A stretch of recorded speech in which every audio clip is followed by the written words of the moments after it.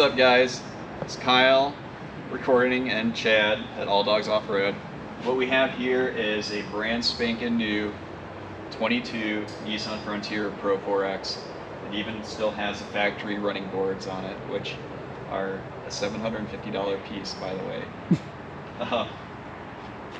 Today we're going to lift this vehicle and we're going to ditch those running boards. We have some Koni shocks that we're going to throw on there, along with our American-made Alldogs, and we're going to walk you through it.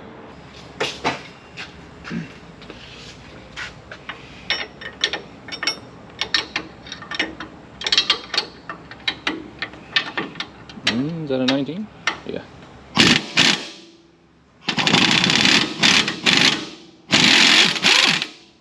Feisty. Kind of odd.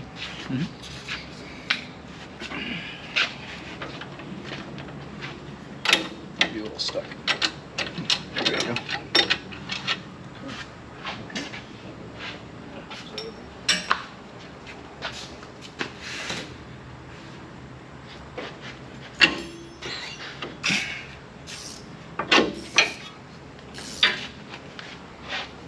To the coil bucket. Here. So that answers it. Wow. Those tight? Tighter than the Socket. Jesus. Why is that so tight? Holy smokes.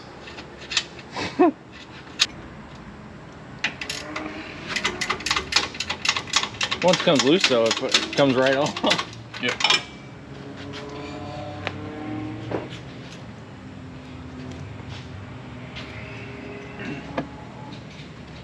Put things back like you did. Oh. It was just a mess before I did it.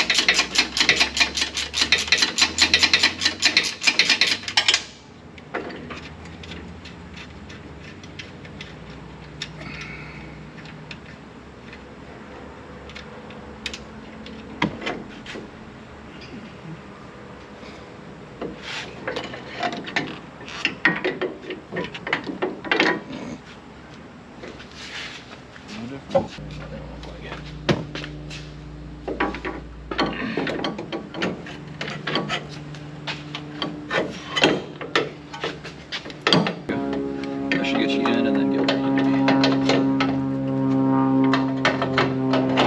There you go.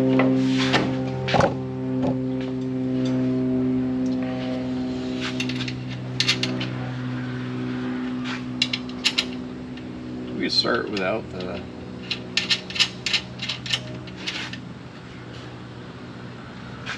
What?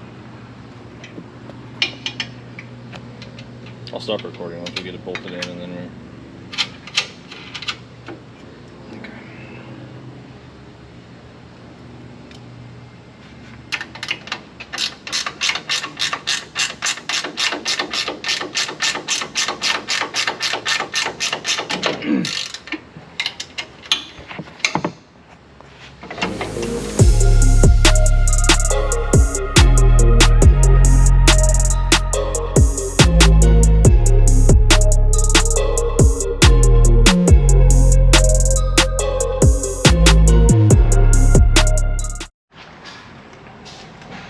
Fronts are installed. We were gonna put upper control arms in, but there seems to be enough clearance there, so we're gonna run with it for now, along with the factory sway bar. We'll keep it factory for now, but control arms may be needed at a later time. We'll get an alignment first, see how that comes out, and maybe install them next week or the week after. We'll see, but they'll definitely go in at some point.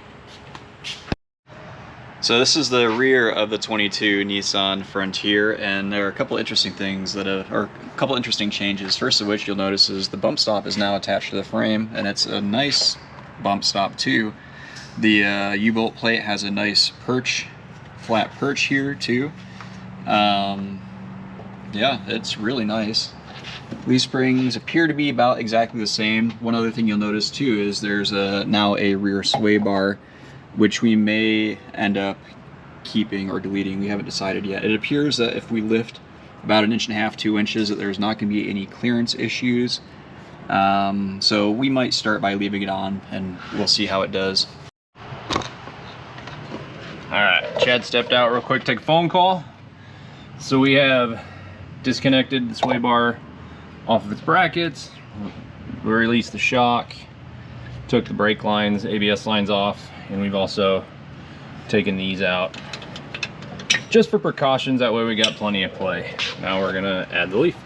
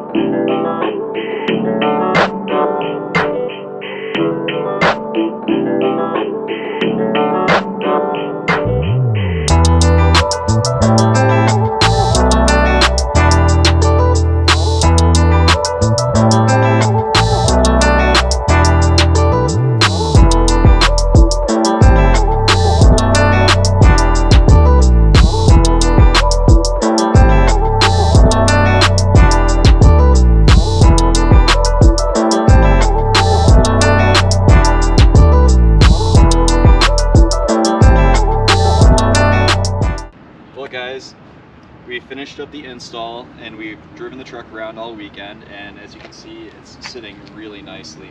The Koni kit with our coils is about 2 inches up front, and our add-a-leaf in the rear is about 1.5 inches.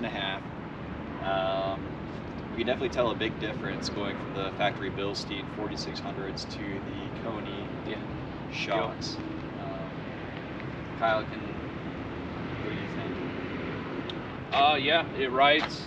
It's definitely more planted. The ride, it's over bumps and stuff, is not as much jarring as it was before with the Bilsteins, but that's kind of a characteristic with the Bilsteins. It seems like they're more of like a digressive valve. So like, they're good on the highway, but once you get off road or onto rougher terrain, you can definitely tell the difference. Where Konis seem to soak it up a little more. Yeah, and that's especially noticeable here in Lincoln because we don't have the greatest roads. Yeah, it's pretty terrible. It's pretty rough, especially going down O Street. But yeah, it looks fantastic. It rides fantastic. We're gonna put some 33-inch skinnies on. I'm looking at 255/80/17s, which is basically like a 33 by 10.5.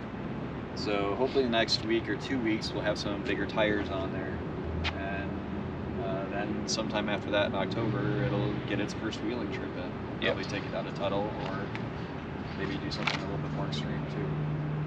Scratch it up. Yeah, put some scratches on it.